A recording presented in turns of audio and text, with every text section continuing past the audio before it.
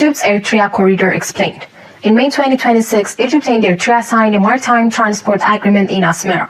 Egyptian state media framed it as a bold step toward enhanced connectivity, trade, and Red Sea cooperation. High-level delegation emphasized logistical links between ports and broader economic horizons. Yet, as with previous Egyptian initiatives in the Horn and East Africa, the gap between announcement and substance invites scrutiny. This is not the launch of a transformative land corridor, but a limited shipping pact amid deep geopolitical tensions. Egypt's regional playbook often follows a familiar rhythm. Ethiopian moves on the Nile or ports trigger rapid diplomatic outreach to neighbors accompanied by sweeping promise of partnerships and corridors. Delivery, however, frequently lacks constrained ብልጽግና እንታይ እዩ ዝብል ዘሎ ብኩሉ መንገዲ ከሪክም መንጎ ኤርትራን ግብፅን ዝተገበረ ዝምድና ናይ ሓሶትን ናይ ድራማን ዳንበር ኣብ ክውንነት ዝተመርኮሰ ኣይኮነን እዮም ዝብሉ ዘለው ድሓን ከስማዕኩም በተሃገራዊ ቴሌቪዥን ዝተፈንዩ ዝነበረ ድማ የትራንስፖርትና የወደብ ስምምነት በሚል አዲስ ስምምነት ላይ መድረሳቸው ይታወቃል። በብዙዎች ዘንድ እንግዲህ ያልተቀደሰ ጋብቻ የሚል ተቀጽያ የተሰጠው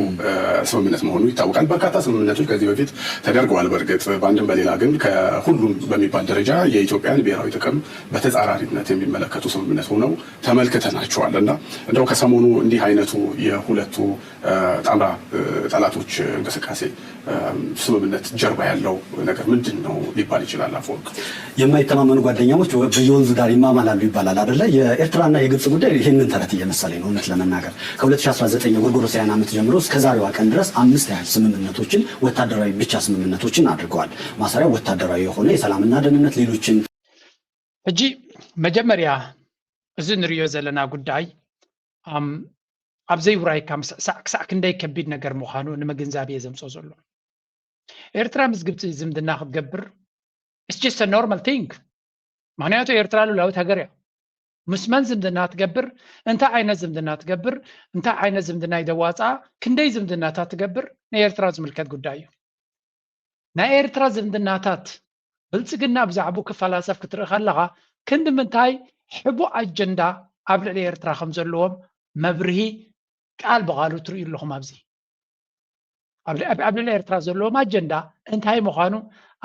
ንክትግምት ወይ ግምት ኣየድልየካን እዩ ብግልፂ ትርእዩ ኣለኹም ኤርትራን ግብፅን ስለዘይተኣማመኑ ዘይተኣማመኑ ዕሩኽ ፀኒሖም እዮም ቃል ክዳን ክገብሩ ዝፍትኑ ወይ እውን ከም ብሓድሽ ስምምዕ ክፈራረሙ ዝፍትኑ ይብል ኣሎ እቲ ዝመልሱ ዘሎ እቲኣቶም ድማ ዘይቅዱስ ኪዳን ኢሎም እዮም ነቲ ቪድዮ ኣርእስቲ ገይሮምሉ ተዲኹም ኣለኹም ስለዚ እንታይ ማለት እዩ ኤርትራ ምስ ግብፂ ትገብሮ ሓደ ካብቲ ከዕብዶም ዝደሊ ነገር እዩ ከመይ ኤርትራዊ ድማ ብግምጣል ኢኻ ክትሪኦ ዘለካ ኤርትራ ምስ ግብፂ ትገብሮ ስለምንታይ የዕብዶም ኣለዎ ክትብል ክትክእል ኣለካ ወይ እውን ብልፅግና ኣብ ልዕልና ኣሽከዓላል ክፃወቱን እዮም ዝደልዩ ክዓብዱ እንድሕር ደልዮም እንታይ ክትገብር ኣለካ ክፅለሉ እንድሕር ደሊኻዮም እንታይ ክትገብር ኣለካ መልሳ ፈሊጥኩም ኣለኹምሽ ኤግዛክትሊ እዛ ኤርትራ ዝገብርዋ ዘለዉ ኢኻ ክትገብር ዘለካ ዳትስ ኢት ናይ ኤርትራ እዚ ዘርእዩና ዘለዉ ቁጥዐ ክንምንታይ ትኽክለኛ ስጉምቲ ኤርትራ ክትወስድ ከም ዘላ ቫሊዴት እዮም ዝገብሩልና ዘለዉ ስለምንታይ ንሳቶም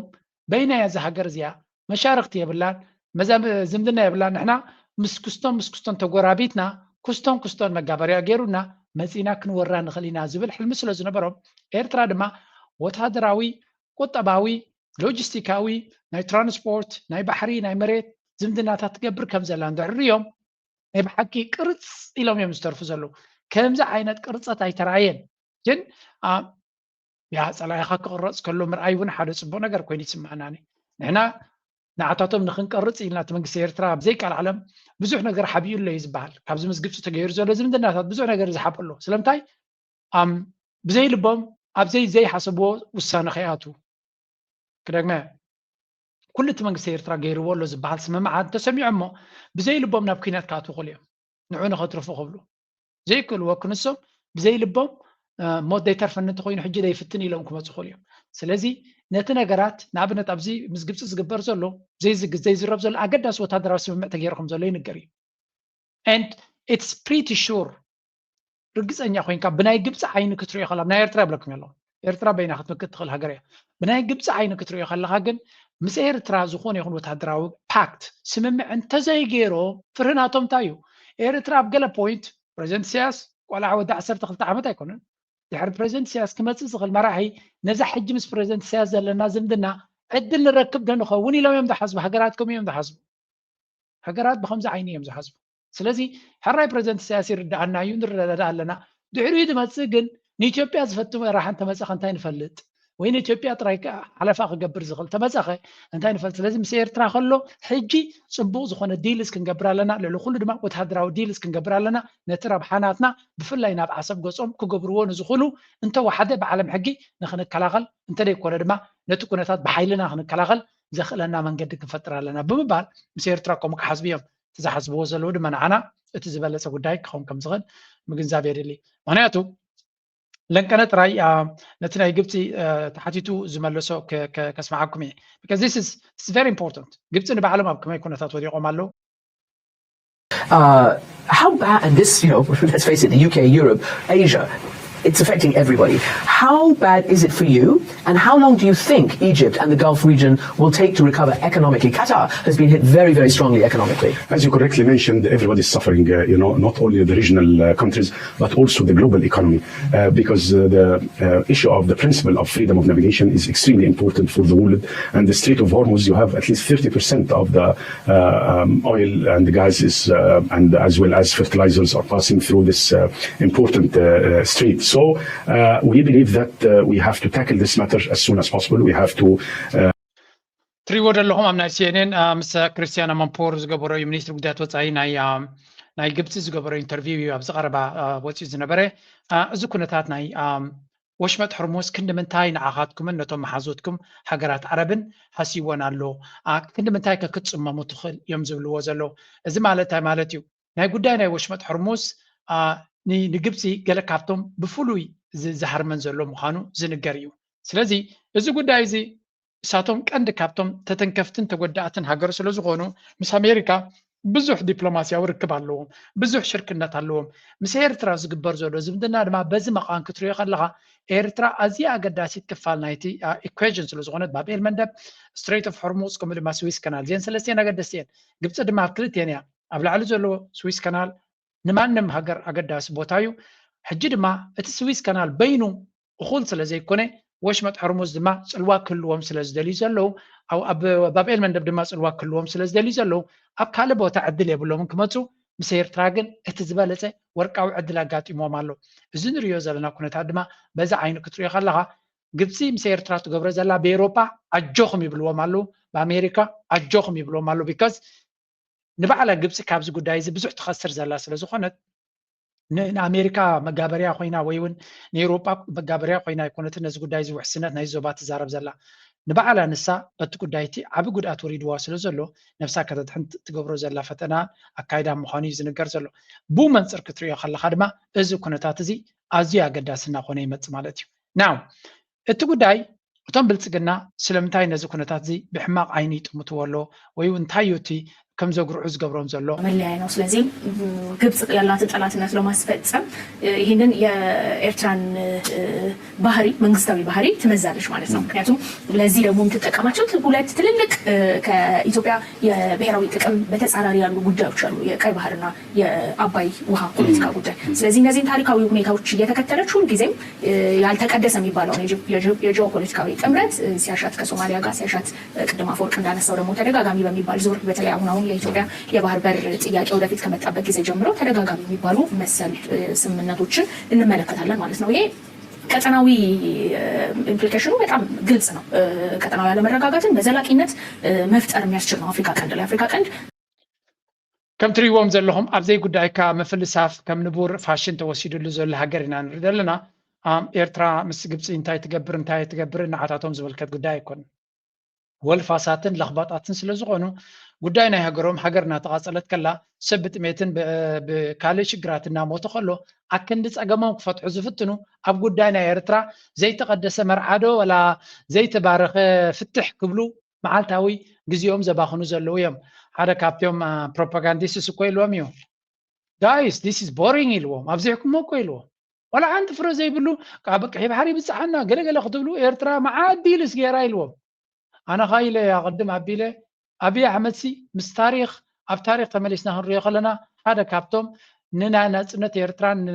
نلولاونتنا إيرتران دقيمنا نكنستماقرو نفس وكف سقمت دما كم بحدش كننببون كنفلطون أدل زفترلنا يو كنبل نخل زيا قبل كله كاب نفس الجميرة يخمزو زلو نصنتنا إيرتراك مسخلون يشتي نيره بزح كم قال عزرا أخو نيرو ندحريو قن تقديسه أن تاريخ ناتنا نخنببو قل ملك زي وسطكم زحات كما يلو قال لهم التاريخ قد قبلكم يسكن زنوركم كنتي سبكن نت تاريخ تمليسو كم ببو بزح زي جزء وسيدو نت تاريخ كمرامرو زخالي نبر سال أبي كابز جمر تريانس بزح نتاريخ تمليسه أفتيس عن حدا زقبر زنبره أبو زنبر زنبره بزح تحسوا تابز غريب لكم الله توم تفلتوا مزخاخر وينكم الله أتم زي تفلتوا دما كان بحدش نخد فلتوا أدل فتير لكم الله أبي أحمد زفترة قات عمد معي كمزي سلزي motivation is behind the alliance Eritrea Ethiopia Eritrean Gibson's Gabrozo Zimdana motivation NATO Egypt's historical foreign policy elite view Ethiopia as a primary adversary driven by radical nationalist narratives and the doctrine of no Nile no life Egypt زياتما يحفرون يمكو كم strategy of manufactured instability global and economic implication كله ترى رعيو جبت أويان زجبرو وزلو نهجر أو ربع عمن بس كورة بيت هجر زمدنا يفتر له this is not your business this is nothing about you you're just insecure little immature politicians إيرترا لولاويت هجريا Eritrea can sign deals with whoever it wants big small far closer it doesn't matter إيرترا مزدلو يتزمدنا هتكبر تخليها كبرحو يمسو خاب كربا يمسو نعشتي يخونو عبيت يخونو نيرترا زخوني يخون fully motivation نيتيوبيا خد بدل قلما لازم بعد this is تركم زي اللي زرباينا عنا إيرترا مزدل يتسمم ياخد قبر تغل مريركم دو قرم كمركم يزلو مهنياتو لولاونا نهاجر زي تغبر تعرفين كا كم زي عين النجار كقاتم كله كمركا يغلي كاله لكنه أبكابينا تزرب زلو كريكمي because we are going to combine all these things أب حدا نقدر كومباين نقدر نعمل متينا so جبتي نربحات قايلة بابيل من دبا قداس ناخوني متسالو بسن كزي أب كبابينا أقات يمزلو كنا تدما بزوج أجمعات أقات يملون دينا نبلزلنا I was planning to share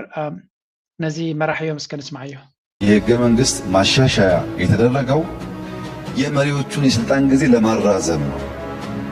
2 ተርም ስላልበቃቸው 3 እናርግላቸው 4 እናርግላቸው የእድሜ ልክ እናርግላቸው በሚል ነው ኮንስቲቱሽን የሚቀየረው። የኛ ኮንስቲቱሽን ደግሞ የሚቀየረው እድሜ ገደብ የለውን የስልጣን ከባቢዎች በጊዜ ለመገደብ ነው። ቦተም አፕ መሆኑ ብቻ ሳይሆን ስልጣንን በህግ ለመገደብ ያለው ኢንቴንሽን በራሱ የተለያየ ነው። በኢትዮጵያ ህገ መንግስት ጠቅላይ ሚኒስትሩ ፓርቲው እስካሸነፈ ድረስና መምረጥ እስከቻለ ድረስ የጊዜ ገደብ የለበትም። አሁን ባለው ህገ መንግስት አሁን እየተወያየን ያለው ነው ግን ያ አደገኛ ነው እንገድብ ብለን ነው። በብዙ ሀገራት ያለው ግን ከዚህ ተቃራኒ ነው። ይሄ በራሱ ኢንቴንሽኑ አልወያየም ብሎ የሚያስቡ ሰዎች ራሳቸውን እንዲጠይቁ የሚያስገድድ ይመስለኛል። አቢ እንታይ ብላሉ መስለኩም አብዚ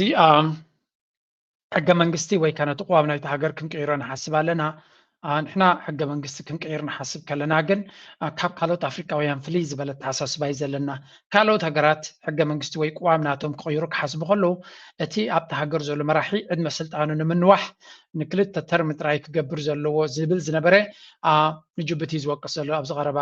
ሕገ መንግስቱ ከም ዝቀየረ እዩ ዝንገር ነዊሕ ዓመታት ኣብ ስልጣን ንክፀንሑ ኢሎም እዮም ዝቅይርዎ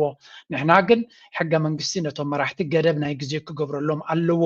ኣብ ዝብል ኣሚንና ኢና ንገብሮ ዘለና ስለዚ ንሕና ነቲ ዝበለፀ መንገድና ሓሰብና ከለና ነዚ ናትና ሓሳብ ብሕማቅ ዝጥምቱ ነፍሶም ጥራዮም ክፍትሹ ዘለዎም ይብል for whatever reason ንገለ ምክንያት ግን ንክንኣምኖ የሸግረና ኣሎ ስለምንታይ ምክንያቱ ክሰርቀካ ከሎ ዝረኣኻዮ ሲ ክመልሰካ ከሎ ክትኣምኖ ስለተሸግረካ ኣብይ ኣሕመድ ብዙሕ ግዜ ስለዝሓስበ ወላ ሕጂ ሓቂ ነገር ክገብር ይፍትን እንተሎ ከኣምኖ ዝኽእል ሰብ ንክህሉ ኣዝዩ ከቢድ እዩ ነዛ ሕጂ ዝብላ ዘሎ ዘረባ ድማ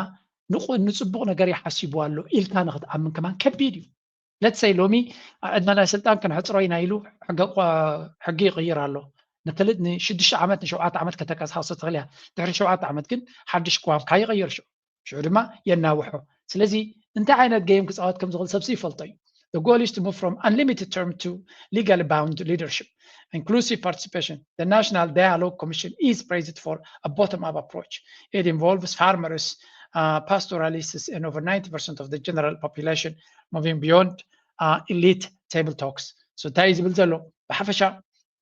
تي ناي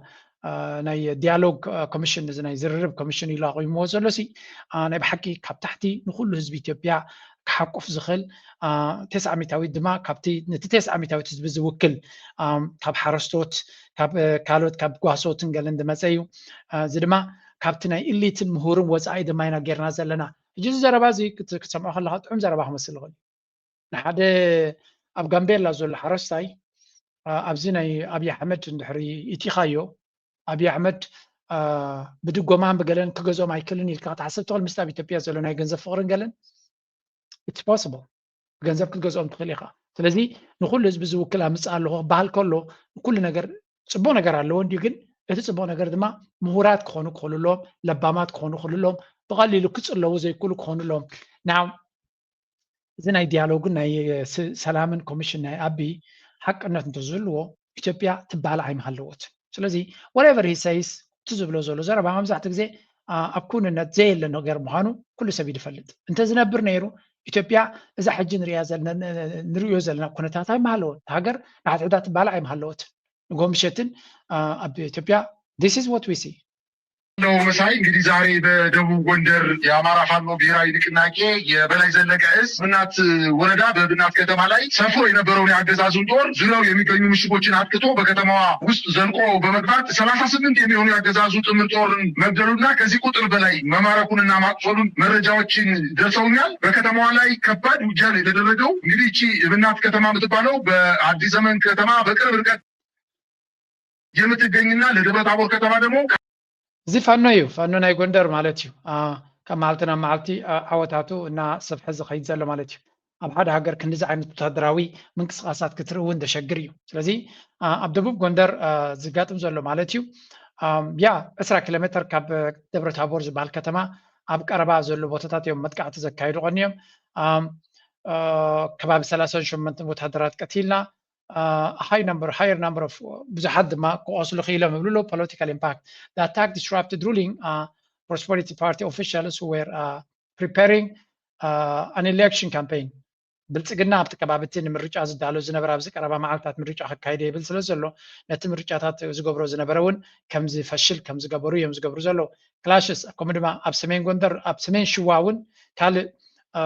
ውግእ ይካየድ ከም ዘሎ ከምኡ እውን engagement in Wallo and ወግዲ ኣብ ካልእ ቦታታት እውን ኣብ ብዙሕ ቦታ ውግን ዕግርግርን ይካየድ ከም ዘሎን ኣብ ብዙሕ ቦታታት ድማ ምስቲ ናይ ብልጽግና ሰራዊት ኣብ ምፍጣትን ኣብ ምትኳስን ኣብ ምግጣምን ከም ዘለዎ ቶም ፋኖ ኢና ንርኢ ዘለና ሃገሩ ከም ሓድር ዘይካለ ብዛዕባ ናይ እንዳማቱ ወደባትን ኣብ ደገ ባሕርን ክዛረብ ከሎሲ ክሓፍር ጥራይ ዝግብኦ ነይሩ ግን ኣብዛ ሃገር እዚኣ ሕፍረት እውን ስለ ዘይፍለጥ ብዙሕ ክትዛረቦም እውን ኣይትኽእልን ኢኻ ካልእ ኦፕሬሽን ሪጅናል ዳይናሚክስ እታ ሃገርሲ ኣብ ክብድ ዝበለ ኩነታት ከም ዘላ ብኩሉ መንገዲ ከረየኩም ክፍትነ ወረግ ብድሮና ዝገብሮ ዘለውን ከረየኩም እየ በዛ በኩል የአብይ አህመድ አገዛዝ በቂም በቀል የድሮን ጥቃት መፈጸሙን ቀደም ሲል አንተም ጠቅሰቋል አሁንም አጠና ከም ትሪእዎ ዘለኹም አብይ አህመድ ብድሮናት ገይሩ ህዝቢ ይባድል ከም ዘሎ ድማ ኣብዚ ንርኢ ኣለና ስለዚ ናይ ብሓቂ ኣብዛ ሃገር እዚኣ ዘሎ ኩነታት ክብድ ዝበለ ምዃኑን እዚኣ እታ ኢትዮጵያ ትበሃል ብጀካ ዕግርግርን ኩናትን ካልእ ርግእ ዝበለ ቦታ እውን ዘይብላ ምዃና ብዙሕ ሃገራት ድማ ከም መጠንቀቕታ ዝህብዋ ዘለዉ እያ ነዚኣ ሃገር እዚኣ ዝመርሕ ዘሎ መራሒ ብዛዕባ ከባቢያዊ ፀጥታን ድሕነትን ክዛረብ ከሎ ክሓፍር ጥራይ ዝግብኦ ከም ትሪእዎ ዘለኹም ኣብ ኩሉ ወገናት እቲ ናይ ብልፅግና ሰራዊት ክማረኽን ኢዱ ክህብን ዝውዕል ዘሎ እዩ ጀስት እዚ እቲ ፖለቲካዊ ኩነታት ናቱ ጥራይ እዩ ኣብ ከምዚ ኩነታት ከሎ ብዛዕባ ምርጫ ብዛዕባ ምስግጋር ናይ መንግስቲ ብዛዕባ ዲሞክራሲ ብዛዕባ ገለመለ ንክዛረቡ ሕፍረትን ስክርታን ዘይብሎም እዮም ሓደ ግዜ ብዛዕባ ኢትዮጵያ ክንደኾኑ እዚኦም ሃገር እዚኦም ብዛዕባ እቲ ሃገር እውን ይሓስቡ እዮም ንክትብል ደገድደካ ኩነታት ኣሎ ብሓቂ ብዛዕባ እቲ ሃገሮም ይሓስቡ ዶ እታ ሃገር እዚ ክንዲዚ ዝኣክል ብረት ሒዙ ዝዋጋኣካ ዘሎስ ከመይ ጌርካ ኻ ንሓዋሩ ክትቅፅል ትደሊ ኢትስ ጀስት unbelievable ስለዚ ብፍላይ ፋኖ ዝበሃል በፂሕዎ ዘሎ ደረጃ ድማ ትሪእዎ ዘለኹም እዩ ዘገርምን ዘስደምምን እዩ ካልእ ናይ ቁጠባ ኩነታት ካ ክንሰምዕ ለንቀናይ ሓንቲ ንዓይ ዘገረመትን ቪድዮ ሰሚዐ ዘለኹ ምን ይበላሉ ዛሬ በልቶት ሲያድሩ ምን ይበላሉ አዲስ አበባ ውስጥ እውነቱን ለመናገር እንደው ሌላ ምክንያት ምን እንደሆነ አላውቅም ጎዳና ላይ ወጥቶ ምግብ የሚያስለምን ምንም ምክንያት የለም ቀን የጣላቸው ሰዎች ቀን ባነገሳቸው ገዢዎች ፖሊሲ ለድህነት ተዳርገው ነገስ ልጅን ምን አበላት ይሆን ብለው ሲጨነቁ የሚታየውን ዶክመንተሪ የሰራው ቻናል 4 የተሰኘው የእንግሊዝ ቴሌቪዥን ነው። በአዲስ አበባ ለመለመን የሚያበቃ ምክንያት የለም እያሉ በመናገር ረሃብተኞች ዳቦ ካጡ ለምን ኬክ አይበሉም ያሉትን ፈረንሳይት ማሪያ አንቶኔትን የሚያስንቁ ከንቲባ የሚያሳዩት ደግሞ እነ ፋና ቴሌቪዥን ናቸው። አዳነች ይህን ንግግር በዚህ መልክ ሲናገሩ የከተማ ነዋሪን አፈናቅለውና ስራ አሳጥተው የበተኑና ያደህዩ በዚህም በየቤቷ ድህነት አስፋፍተው ብዙ ለማኞችን የፈጠሩ አይመስሉም። ከዚህ የከንቲባዋ ንግግር ጀርባ ግን የበዙ ጥፋቶችና ክፋቶች ሲፈጸሙ ከርመዋል። ሰዎች ከምዚያ ዛንታናያ ፈረንሳዊት ጓል ንጉስ ባንሲና ንዝበሉስ ኬክ ዘይበልዑ ዝበለቶይ ጉዳይ ኣብ ኣዲስ አበባ ሲ ኣብ ጎደና ንመግቢ ዝልምኑ ሲ ምክንያት የብሎምን ዘለምን ናይ መግቢ ፀገምሲ የብሎምን እናበለት እያ ትዛረብ ዘላ ኣብ ኢትዮጵያ ድማ ኣይኮነን ተራ ሰባት ድኽነት ዘጥቅዖም ኣይኮነን መምሃራንን ሰራሕተኛ ቤት ፅሕፈትን ከይተረፉ ናብ ምልማን ገጾም ንኽኣትዉ ዘገድድ ካብ ሆቴላት ተረፍ መረፍ ክልምኑ ከም ዝረኣዩ ብዙሓት ዓበይቲ ሚድያታት ናይ ኢትዮጵያ ክገልጹ ሰሚዕና ኢና ስለዚ እዞም ሰባት እዚኣቶም ኣብ ናይ በይኖም ደሴት ከም ዝነብሩ ዘለውን እታ ናይ በይኖም ደሴት ድማ ነቲ ሓቂ ተፍልጦም ኣይኮነትን ነቲ ክውንነት ተፍልጦም ኣይኮነትን ስክፍታ ዝበሃል የብሎምን ንሳቶም ኣብ ምቾት ይነብሩ ኣለዉ ካልእ ህዝቢ ድማ ከማቶም ኣብ ምቾት ዝነብር ዘሎ እዩ ዝመስሎም ዘሎ ብሓቂ ዘሕዝን ምዃኑ እዮም ዝንገር ዘሎ ስለዚ ኢትዮጵያ በዚ ናይ ኮሪዶር ጥራይ ብምባል ኣብ ኣዲስ አበባ ክንደይ ሰብ እዮም ካብ ንብረቱ ካብ ሂወቱ ፋሕፋሒት እዮምሉ ዘሎ ስለዚ ምንሃር ናይ ዋጋታት ናይ ተዓዲ ኣዝዩ ኣሰንባዲ ኣብ ዝኾነሉ ዘሎ ግዜ ገዛእኻ ፈሪሱ ኪድ ውፃእ ክብልካ ከለዉ ኣብ ዝኾነ ኺድ ክብልካ ከለዉ ኣሚን ኢትዮጵያ ዓበ ሃገር እዩ ኣዲስ አበባ ጥራይ ዓበ ሃገር እዩ ገዛኻ ፈሪሱ ኣብ ጫፍ ናይ ኣዲስ አበባ ኪድ እንድሕር ኢሎምካ ስራሕካን ገዛኻን ፈፂሙ ዘይተሓሓዝ ኮይኑ ከይፈተኻ ካብ ስራሕካ ክስጎግ ትኽእል ኢኻ ወይ ግዳም ሓደር ክትከውን ክትኽእል ኢኻ ምክንያቱ እቲ ከተማ ዓብ ስለ ዝኾነ ተንቀሳቂስካ ተጣፊእካ ክትገብሮ ትኽእል ነገር ፀቢብ እዩ ስለዚ ከም ትሪእዎ ዘለኹም እቲ ዝፈጥርዎ ዘለዉ ፀገም ብፍፁም ዝርድኦም ህዝቢ ይኮኑ እቶም መራሕቲ ኣብ ኢትዮጵያ ዘለዉ ኣብይ ኣሕመድ ክዳኑ ረይዎ ኩነታቱ ረይዎ the guy is really in a different world ኣብ ካልእ ዓለም ኣብ ካልእ ኩነታት እዩ ዝነብር ዘሎ ስለዚ እታ ዘመሓድራ ዘሎ ሃገር ዝበዝሑ ካልኣይ ቀያር ክዳን ዶ ይብሎም እዮም እቶም ህዝቢ ኣዝዩ ሕልፍ ዝበለ ድኽነት ዘለዎ ሃገር እዩ ብዙሕ ድኽነት እዩ ዘለዋ ሃገር ተስካሕካ ድኽነት ኣለዋ ሃገር ግን ከም ክትሪእዎም ከለካ they live in a I don't know ኣነ ናይ ኣብ ዝሃብተማ ሃገር ናይ ዓለም እንደ ዝነብር ፖለቲከኛታት ናይ ዝዓዲ ግን ኣብ ዝኾነ ይኹን ናይቲ መንግስቲ ቆፀራ ከይድካ ክትከይድ ከለካ መብዛሕትኡ ግዜ ንሃብቲ ዘንፀባርቕ ነገር ኣይትረክብን ኢኻ ንድኽነት ዘንፀባርቕ ኢኻ ትረክብ መንግስቲ ድኻ እዩ ኣብዚ ማለት ኣለዎ እንዲ ዓቕሚ ኣለዎ ባጀት ኣለዎ ግን ፅቡቕ ነገር ኣብ ናይ ካምፓኒታትን ናይ ፕራይቬትን ኢኻ ትረክብ በራብ ናይ መንግስቲ ትረክብን ኢኻ እዚ ክብል ከለኹ ሕጂ ከነፅረልኩም መንግስቲ ፅቡቕ ደሞዝ ይኸፍል እዩ መንግስቲ ፅቡቕ ደሞዝ ኣይከፍልን እዩ ወይ እውን ሰራሕተኛታት ናይ መንግስቲ ትሑታት እዮም ይብለኩም ኣለኹ ናይ መንግስቲ ስራሕ ኣብ ስዊዘርላንድ ካብ ካልኦት ሃገራት ፍልይ ብዝበለ ኣይርከብን እዩ ኣብዚ ናይ መንግስቲ ስራሕ ኣይርከብን እዩ ሰብ ማራ እዩ ዝድለ ምክንያቱ ዝበለፀ ውሕስነት ዘለዎ ዝበለፀ ደሞዝ ዘለዎ ዝበለፀ ፐርክስ ወላ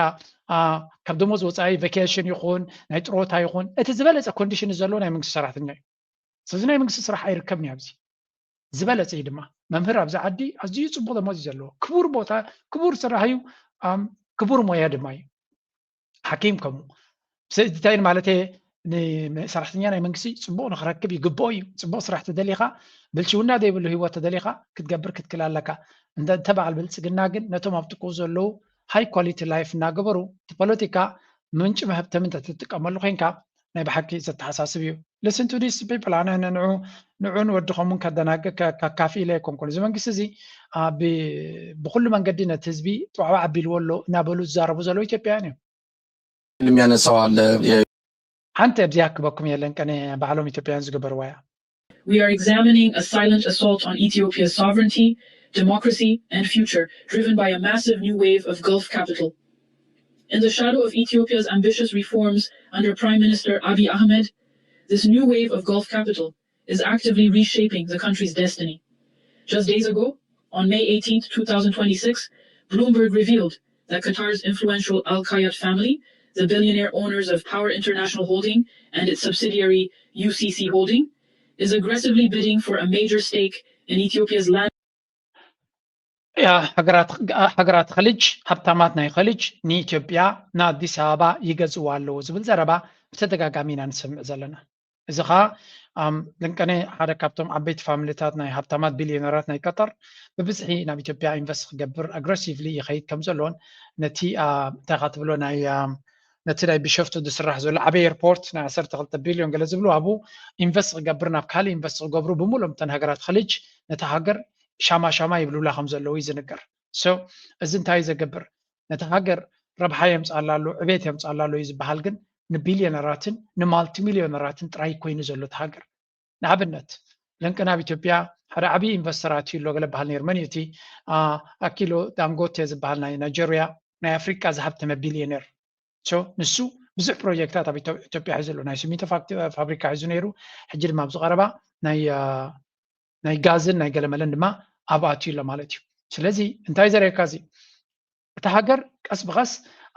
ራይስ ኦፍ ኤሊት ኦሊጋርኪ ኤሊትን ሃብታማትን ኣብቲ ሃገር ዓብ ቦታ ይሕዙ ከም ዘለዉ ኩሉ ግዜ ድማ the transactional nature of these deals avoids human rights or democratic conditions, facilitating internal repression while enriching a select inner circle of politically connected domestic conglomerates, most notably the rapidly expanded of it. Taizer Ekazi, እቲ ሕጂ ኣብ ኢትዮጵያ ተፈቲሩ ዘሎ ኩነታት ኢትዮጵያ ኣብ ዝሓለፈ 2-3 ዓመት ብናይ IMF ድጎማ ሊበራላይዜሽን ቁጠባኣ ንክትከፍት ተገይሩ ኣሎ። ብሰንኪ እቲ ዝተወስደ ስጉምቲ ቁጠባ ናታ ባጤራ ናታ ጥውዓዋዕ ኢሉ ኣሎ። ተርጀሙሉ ኣለዎም እዚ ነቶም ካብ ኢድ ንኣፍ ንዝነብሩ ዳኣ እምበር ነቶም ኢሊት IMF ማለት ኩሉ ግዜ ኢሊት ቢልዮነራትን ሚልዮነራትን ብIMF ተሓቢኦም እዮም ዝመፁኻ። ስለዚ እቲ ሊበራላይዜሽን ናፃ ግበሮ ክበሃል ከሎ ምስኡ ልግብ ኢሎም ዝመፁ ቢልዮነርስ ኣለዉ። ዲስካውንት ዝኾነ ባጤራ ናትካ መሬት ምስ ወረደ ንብረት ናትካ መሬት ምስ ወረደ ብሕሱር ነቲ ሪል ስቴት ፕራይም ሪል ስቴት ቦታታት ክኾኑ ይኽእሉ ናይ ሕርሻ ቦታታት ክኾኑ ይኽእሉ ኣገደስቲ ኢንፍራስትራክቸር ከምዚ ኤርፖርት ክኾኑ ይኽእሉ እቲ መንግስቲ ተሸጊሩ ከሎ ዓቕሊ ፅበት ገጢሞ ከሎ ኣብ ካልእ ከይዱ ገንዘብ ክረክብ ኣብ ዘይክእለሉ ደረጃ እቶም ኤሊት መፂኦም ነቲ ዕድል ተጠቒሞም ብዝሓሰረ ዋጋዕ ዝበለፀ ኢንቨስትመንት ይረኽቡ። ንኣብነት እጂ እንታይ ዝብል ገለገለ ኤርትራውያን እንታይ ዝብሉ ትሰምዕ ኢትዮጵያ ሲ ኣብ ከምዚ ዓይነት ሓደጋ ወዲቓ ኸላስ ስለምንታይ እዮም ኣብኣ ኢንቨስት ዝገብሩ ዘለዉ ኢሎም ዝሓዝቡ ሰባት ኣለዉ። You don't understand. ኢትዮጵያ ሽግር መጀመርያ ኣይኮነን። ኣብይ ኣሕመድ ምስተወሰነ ክኸይድ እዩ እንተዘየለ ክቕየር እዩ ካልእ ክትክ እዩ። ኢትዮጵያ ንኸይትፈርስ ረብሓ ናይ ብዙሓት ሃገራት ኣለዉ። ቻይና ክትፈርስ ኣይደልይዋን እዮም፣ ኣሜሪካ ክትፈርስ ኣይደልይዋን እዮም፣ እዚኦም ኣብዚ ትሪእዎም ዘለኹም ሃገራት ድማ ክፈርስ ኣይደልይዋን እዮም። ስለዚ ክንምንታይ ኣቢ ድስቁልቁል ኣቢልዋ ለት ሃገር ኣብ ገለ ፖይንት ንዑ ኣልዮም ብኻልእ ክትክዎ እዮም ወይ እውን ሰውራዊ ሃገር ክመፅ እዩ ፋኖ ንኣብነት ዓዊቱ ተመፅ እዩ ያ ነቲ ሃገር ከም ዘላ ተሕዝካ ክትከይድ ኢኻ ክብልዎ እዮም። ምክንያቱ ዝኾነ ይኹን ሓይል ኣብ ኢትዮጵያ መፅኡ ነቲ ሃገር ኣነ ድሌተይ ክገብራ ክብል ኣይክልኒ። ምክንያቱ ካበይ ምፂኻ ክተመሓድራ እታ ሃገር ብምልእታ ኣብ ድጎማ ዝተመርኮሰት እያ። ስለዚ ድጎማታት ገንዘብ ስለ ዘድልየካ ነቲ ሃገር ከተመሓድራ ኣብቶም ገንዘብ ዘለዎም ከይድካ ክትንብርከኽ ኢኻ ትግደል። ነስ ድዑ ክትገብር ተኮይንካ ድማ ሶም ክዝዙኻ እዮም። ዳትስ ዋይ ዋላ ኣብ ከቢድ ሓደጋ ኣብዚ ተየርየኩም ዘነ ተሃገርሲ ከቢድ ዝኾነ ሓደጋታት ከም ዘለዋን መዓት ክራይሲስ ከም ዘለዋ ንርኢ ኣለና። በት ስቲል ቢልዮነርስ ሃብታማት ብዙሕ ገንዘብ ኣብቲ ሃገር ኢንቨስት ይገብሩ ከም ዘለዉ ድማ ትሰምዑ ኣለኹም። ስለምንታይ እንተልኩም ከምዛ ዝገልፀልኩም ዘለኹ እያ እቲ ሃገር ዋናታት ስለ ዘለዎ እቶም ዋናታቱ ንሕጂ ዘሎ ኩነታት ንዓኻ ይፀገም ንዓታቶም ከም ዕድል እዩ ዝርአ። እቲ ክቡር ዝነበረ ናይ ኢንቨስትመንት ኦፖርቹኒቲ ሓሲሩሎም ኣሎ። ሕጂ ይገዝዎ መንግስቲ እንድሕሪ ዘይተማመ ካልእ መንግስቲ ይቕየር ኣዘራሪቦም ድማ ሰብ ኩሉ ኣብ ሽግር ከሎ ሳቶም ነቲ ዝበለፀ ነገር ሒዞም ይፀንዑ እንደን ያ ናቲንግ ሃፐንስ ቱ ደም ሃብቲ ናቶም ካብቲ ናብቲ ይሰጋገር ማለት እዩ። እዚ ኣስተውዒልካ ምርኣይ ኣገዳሲ ይክኸውን። ጎኒ ጎኑ ኣብ ቀርኒ ኣፍሪካ ለንቀነ ብዙሕ ግዜ ሓተው ቀጠው ትበሃለላ ዘላ ርእስኻ ኣላ እዚኣ። On this topic is Sharmaki Ali, a political analyst joining us from London. Sharmaki, if the United Arab Emirates does formally recognize Somaliland, how big of a diplomatic breakthrough would that be? Not just for Somaliland, but for the entire Horn of Africa? Firstly, thank you very much for having me. And I think you start with a fantastic topical question. And I think in answer to your question, I think it'll be huge, especially for Somalilanders. And I think what we've seen is the relations between Somaliland and the United Arab Emirates grow and deepen and strengthen for many years now. And actually what that could do with that formal recognition is actually allow for Somaliland to unlock,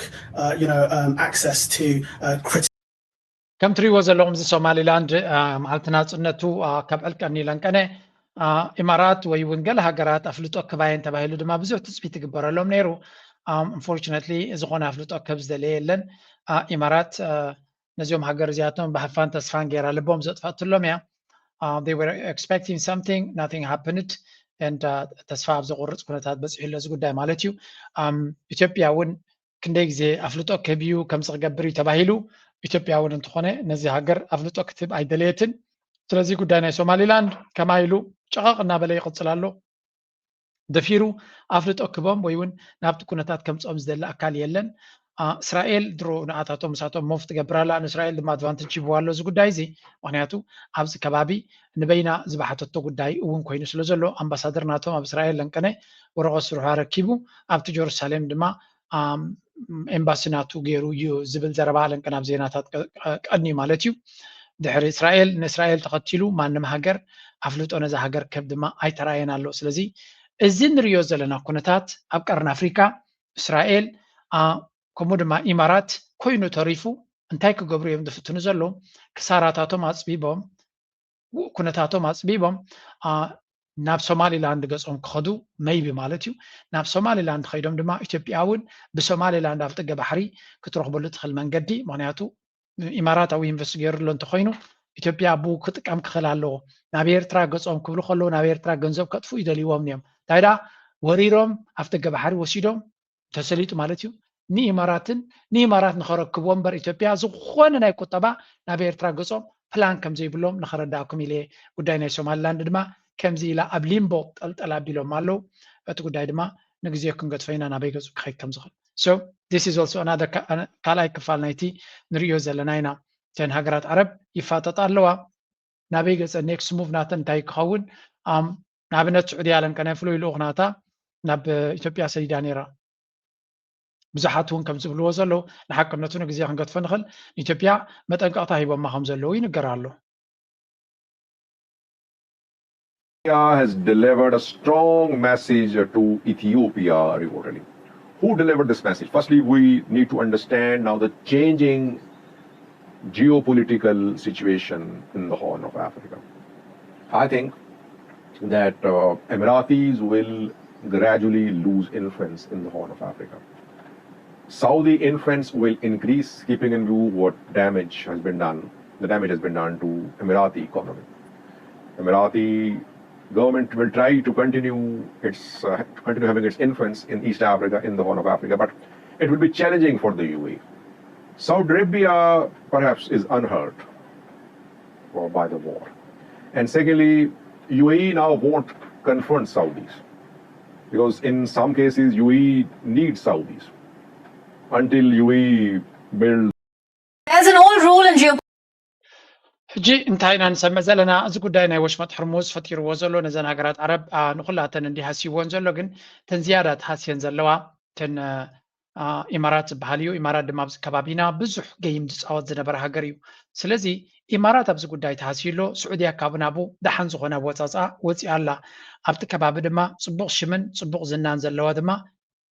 ስዑድያ እያ ስዑድያ ድማ ምስ ግብፅን ምስ ኤርትራን ጥቡቕ ዝኾነ ዝምድና ኣለዎም استراتيجيكاوي علاماتات ناتهم دما الاينت كوينلو اب حدا مسمر مچيلو سلازي كل زنتاي زريكا كتريو خلغا بتكونتات كاب غزي ناب غزي ناتغير كوي مصنتلو امارات عقمناتا ويون صلواناتا انا غدلن كخيت زغدت كونتات بزح الله يمزول زلو እዚ ድማ امارات ድሕሪ ቁጠባናቶም ናተረመሰ ኸይዱ ፀገምናቶም ናዓበየ ኸይዱ ሽግርናቶም ናዓበየ ድሕሪ ኸይዱ እንታይ ገብሩ እዮም ክሳራታቶም ከፅቡ ክጅምር እዮም ኣብ ጉዳይ ናይ ሱዳን ክኸውን ከሎ ኣብ ጉዳይ ናይ ሱዳን ዳርጋ ከቢድ ዝኾነ ስዕረት ዘጋጥሞም ዘሎ ምክንያቱ ነቲ ዳዕመ ሰሪዕ ከምቲ ዝድለ ክሕግዝዎ ይኽእሉ ኣለውን ብዙሓት ኣባላት ናይቲ ዳዕመ ሰሪዕ ዝነበሩ ድማ ናብ ሰራዊት ሱዳን ኢዶም እናሃቡ ይኸዱ ኣለዉ ሱዳን ድማ ብድሕሪ መጋረጃውን እንትኾነ ተፈላለየ መፍትሒ ትደሊ ከም ዘላ እዩ ዝንገር ዘሎ ስለዚ ኢማራት ኣብዚ ጉዳይ እዚ እናኸሰረ ስለትወስድ ዘላ ብልፅግና ታዛዓበየት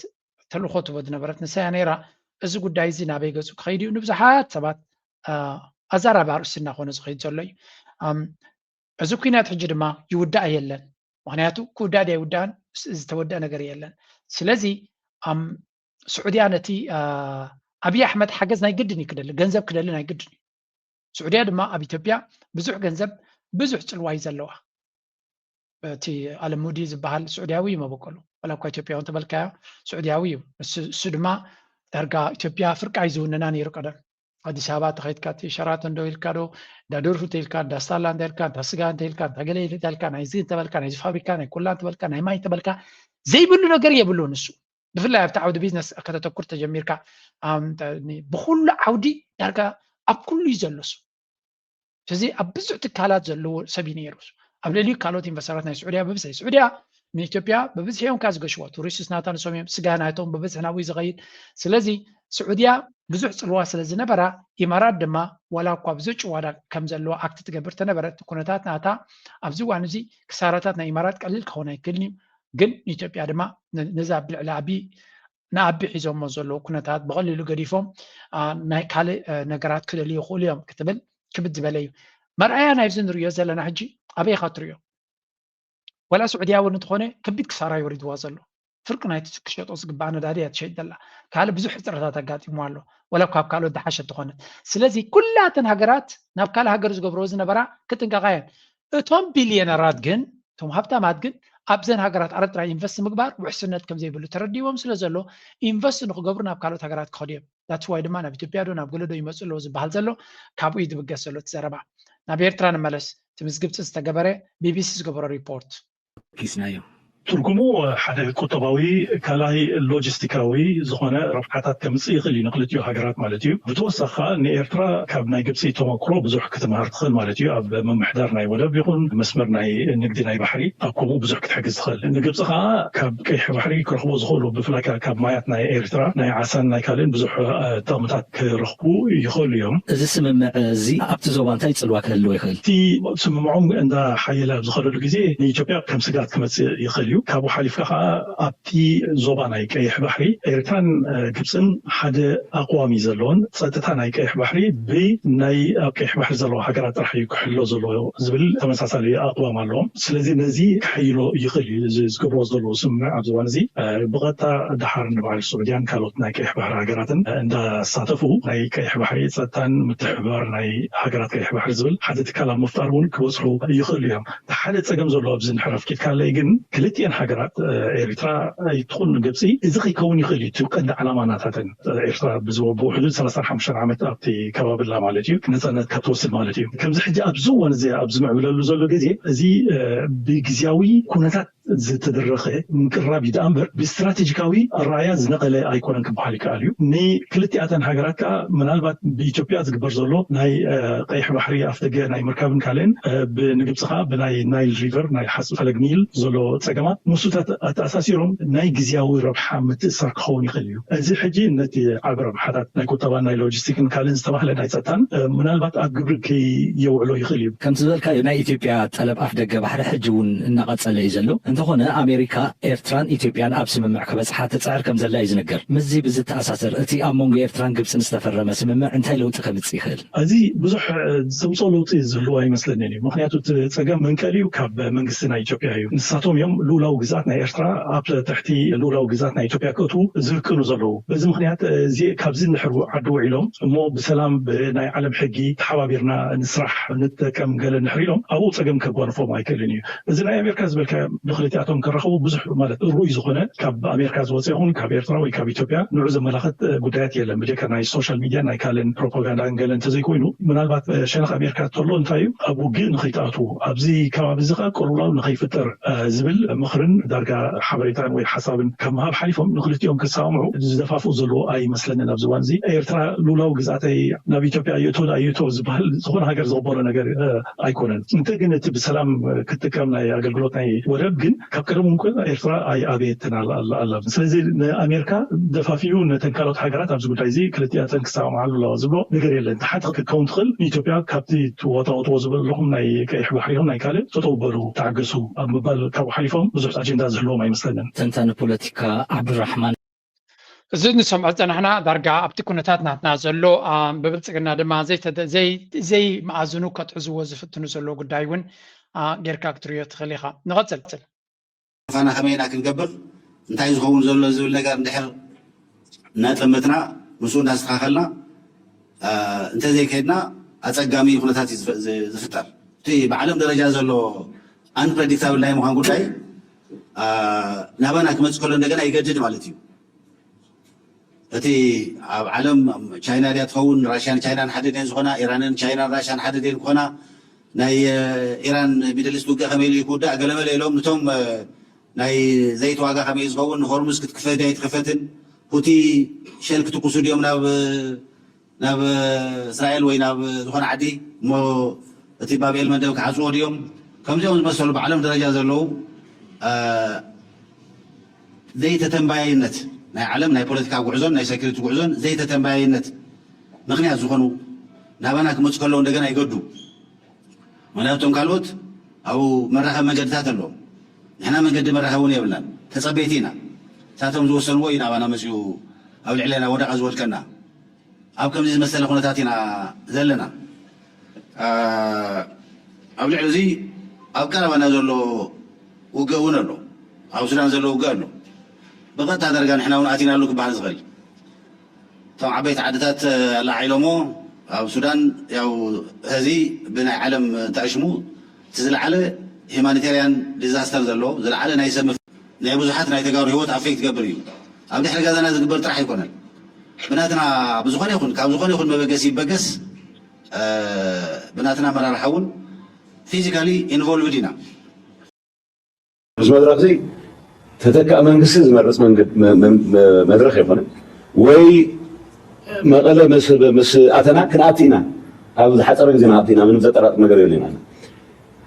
ኣብኡ ንመንግስትታት ይሰርሑ ነው ይኾነ ናይ ትግራይ ሓይልታት ክእከቦ ምግባር ከም ዓብዪ ኢኒሽቲቭ ንወስዶ ምንቅስቃስ እዩ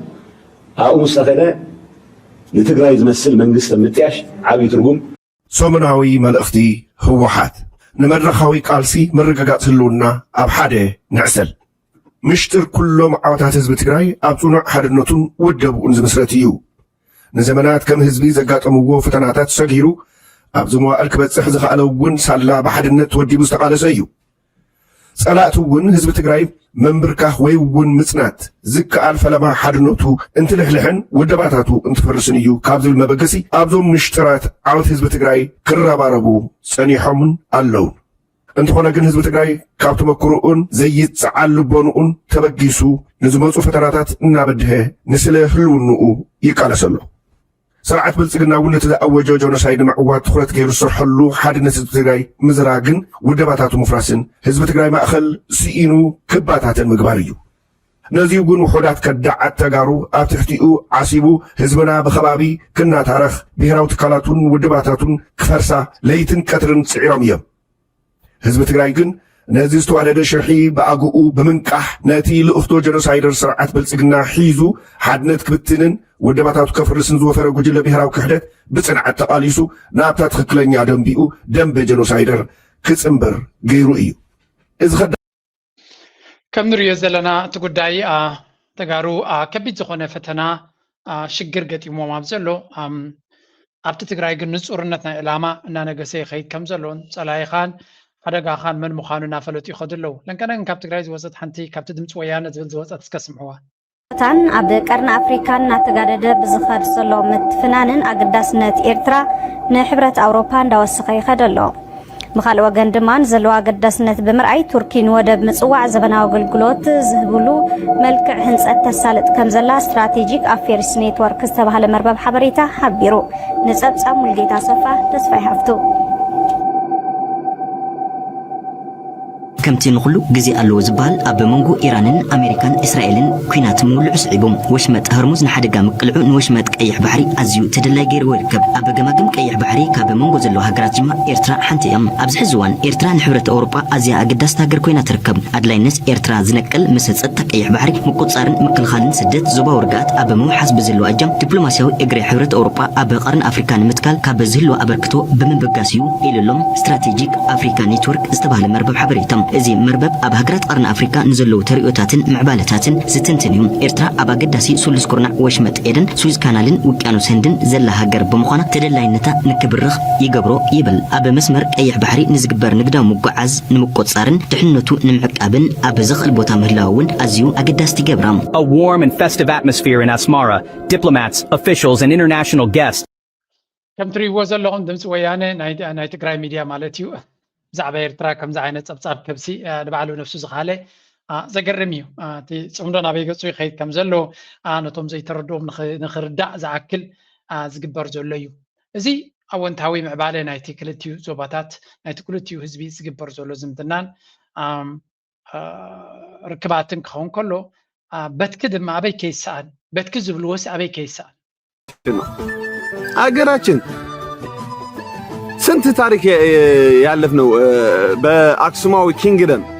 ለምንድነው የምትገነጥሉን? ለምንድነው የምትለያዩን? ይሄ እኮ ነው እኔ ግራ የገባኝ። በቃ መልሱን ወደ እናታችን፣ መልሱን ወደ አገራችን። በቃ እኛ አንፈልግም መገንጠል አንፈልግም። በዚህ አጋጣሚ ለአብይ አህመድ ማስተላልፎ መልእክት አለኝ። ሪኮርድ አድርጉልኝ፣ አድርሱልኝ። ወደ አብይ አህመድ ሪኮርድ አድርጉልኝ። ክቡር ጠቅላይ ሚኒስትር ዶክተር አብይ አህመድ ይሄ ስማኝ፣ እኔ እንደ አንድ ኤርትራዊ ምነግርህ ነገር አለኝ። ስማኝ እባካችሁ፣ ይሄ ቪዲዮ ሪኮርድ አድርጋችሁ ቆርጣችሁ ወደ አብይ አህመድ አድርሱልኝ። ክቡር ጠቅላይ ሚኒስትር ዶክተር አብይ አህመድ ስማኝ፣ እኔ ኤርትራዊ የፍትህ ታጋይ የምልህ ነገር አለኝ። እኛ ኤርትራውያኖች ከኢትዮጵያ ተገንጥለን ያገኘነው ነገር ምንም የለም። በቃ መከራ፣ ስቃይ፣ ጉስቁልና አገር የሌለን ሰዎች ሆነናል። ስለዚህ ክቡር ጠቅላይ ሚኒስትር አብይ አህመድ አንተ ብዙ ጥረሃል ለመደመር ሁለቱም ሀገር ግን አልሆነልህም። ምክንያቱ ቲፒኤልኤፍ ዝትሪዎ ዘለኹም እስከ ቃል ድለይብለይ ነዚ ትበቃዕ ቃል ተላትኩም እስከ ድለይብለይ ኣብ ኮሜንት ሰክሽን ክጽበየኩም እየ ብኸመይ ትገልጽዎ ነዚ ኣነ እኳ ትሩፋይ ኢለዮ መጀመርያ ናብ ኢትዮጵያ ክትምለስ ተደሊኻ ሃፅ ዘይትብል መን ሒዝካ ለቢትካ ብግርኻ go if you want to go to Ethiopia يقبلوها هلم بل ኤርትራ ከማን ሓደ ከማኻ እንተ ጎዲልዋ ትረብሕ እምበር ኣይትኸስር እንታይ ዝሓዞ ስለ ዘለዎ ንሕና ይትበል ንስኻ ነብስኻ ወኪልካ ዕዝር በል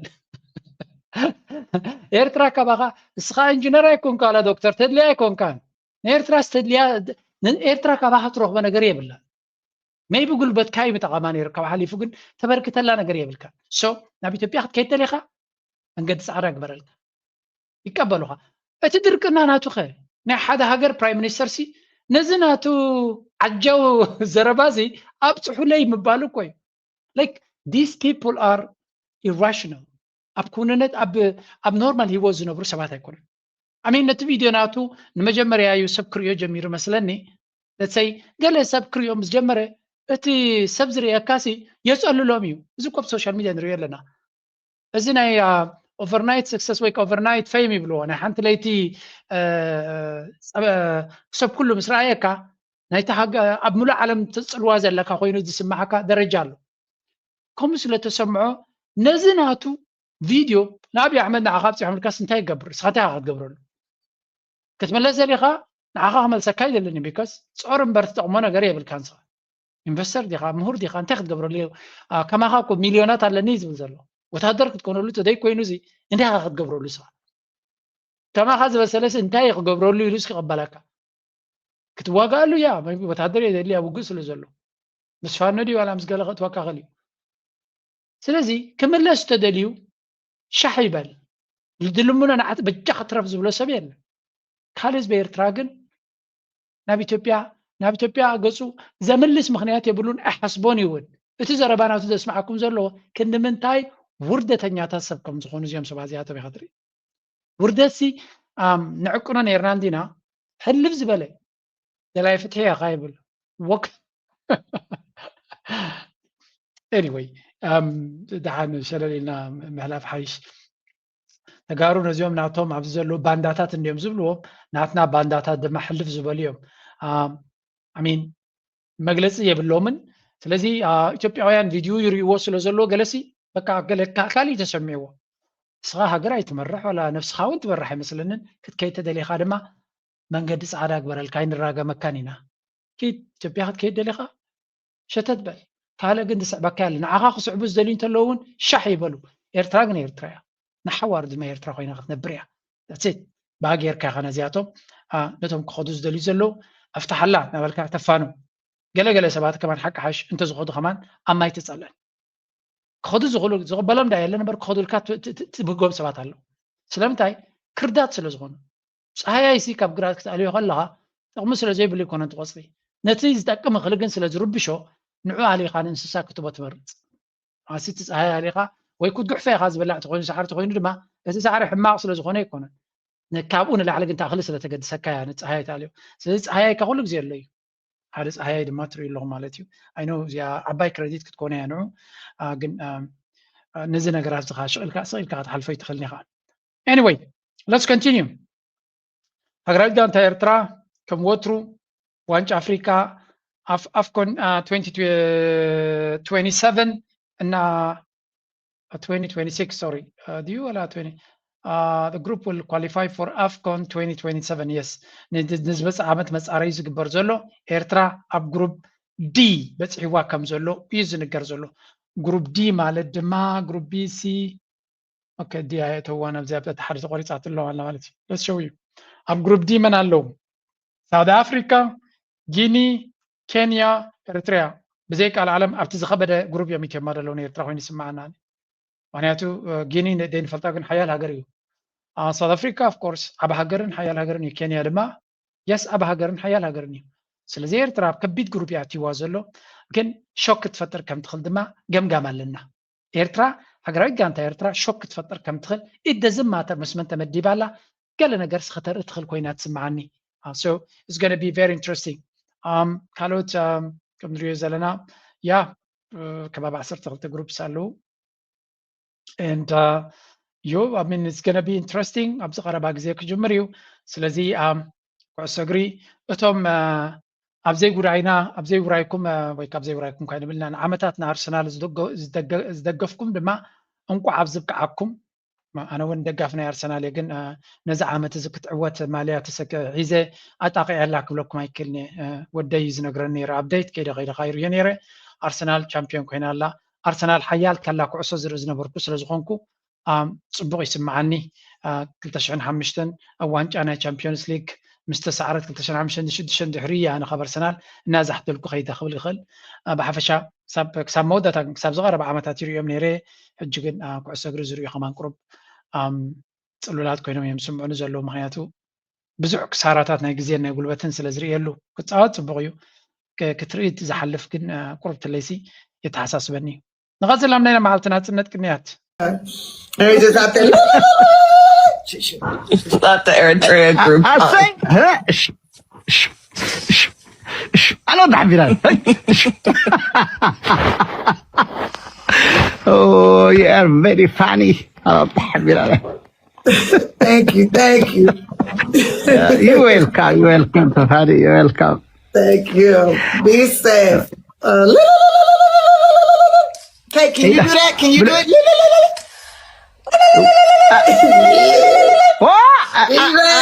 Be ready. She can come with me. She's from Eritrea. ተፈኒ ሓድሽ መቸም መዓልቲ ናፅነት ናትና ካብ ኤርትራውያን ንላዕሊ ሰለብሬት ዝገብሮ ኤርትራዊት ቴፋኒ ኣብ ዝሓለፈ ሪሃም ድያ ሽማ ብኤርትራ ዘላ ንፍዕቲ ቆልዓ ኣላ ኣነ መዓልቲ ናፅነት ዝኾነ ሪኣክሽን ግበረልና ባ ክንገብሮ ደሊና ኢላ ኣብ ፓብሊክሊ ኢንቫይት ጌራታ ከምዚኣ ትሪእዋ ዘለኹም ድማ ሓየት ስለ ዝኾነ እዚኣ ሰብ እዚኣ ብዛዕባ ኤርትራ ዝኾነ ኣጋጣሚ እንተረኺባ ብፍፁም ክትሕልፎ ስለ ዘይትኽእል I'm so proud of her and we are so proud of her ንመዓልቲ ናፅነት ይኹን ንሃገራዊ በዓላትና ብዝብቕ ዝበለ ከተበል ትፍትን ብኤርትራውያን ድማ ዝለዓለ ክብርን ፍቕርን እትረክብ ዘላ ዓባይ ሰለብሪቲ ናትናያ ናይ ብሓቂ ተኩራዓካ ሰብ እያ እዚ መዓልቲ ናፅነትና ነቶም ናፅነት ኤርትራ كدمسسو حق زبلو دنጎلاغي اسكم ترفو تسفا قريسكم ترفو وطريات بلوم دلا صبوق زخونه ቅንያት ናይ መዓልቲ ነፃነት ኣሎ ካብ ኤርትራ ድማ ገለ ሓንቲ ቪድዮ ዝረኣኹ ኣጥራ ይክበኩም ርሑስ በዓል ናጽነት መበል 35 ዓመት ክኾነልና ንምነ ኔሎም ዓመት በዓል ናጽነት ጽንዓትና ወሕስና ብዝብል ቴማ ይበዓል ኣሎ ኩሉ ምድላዋት ተጻፊፉ ርእሰ ከተማና ኣስመራ ብመብራህቲ ደሚቃ እንሆ መርሓባ ትብለኩም ኣላ እምበኣርከስ ቻነልኩም ሲነማ ሰመረ ነዚ ክቡር በዓል ናጽነት ኤርትራ ከም ትልሙድ ምድላዋታ كم تري وزلون مع التناصنت نا ኤርትራ ድሮ እቲ ሴሌብሬሽንስ ናቱ ጀሚሩ ከም ዘሎ ናብ ካለ ካም ቪድዮታት ሪእነ ረኸም ጻልኩም ክፍትነ ብሓፈሻ ናይ ሎሚ አርስቲ ጽቡቕ ሞመንትስ ና ኤርትራ ክንውዶ ደስ ናበለኒዩ ንሕና ዝካለና ሓበሬታና ባኹም ክንብክም ፍትኒና ላይክ ምግባር ሼር ምግባር ሪቶኹምን ሓሳብኩምን ድማ كموتر يمسكنكم أمس channel بفلوي كمسكنا زدلي إذن ستيفانوس أنا زي channel زي بتتجاعمي support تجبر حنت كابتن وعروتات إيرتراويانيا thank you إذن ستيفانوس قبل بيزا مسكن نابل كنا يلومي مدب أبزك زازمي دلي thank you very much and زيا بزيا غير خد لكم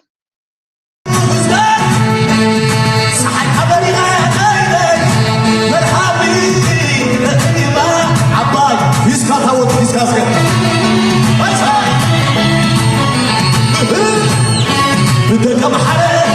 مستوى ولا محروس يخوص بريت أبو حرة بعد رسم عدل حسن على ما يحمل سوى حالنا في الشهر العسكرة الحويت رقيبة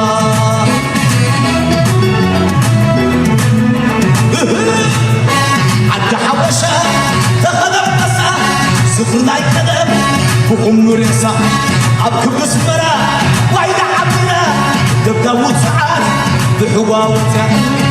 في الشغل عسكرة أو يترك